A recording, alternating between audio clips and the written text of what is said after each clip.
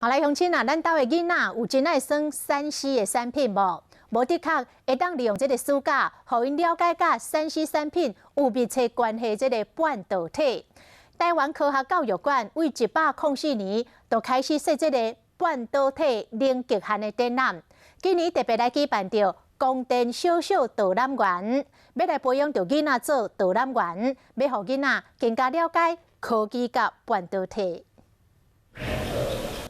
一家伙做伙看节目，透过互动的游戏，会当一面学知识，也阁会当专心叮当。国立台湾科学教育馆对104年开始就设置半导体零极限的常态展，今年更新4大展区，若是结合 AR 等新科技，嘛有举办小小导览员的计划，互小朋友体验口语表达、博物馆礼仪等等的课程。即马做导览员，一点仔拢无困难。那苹果电脑公司就是在1976年。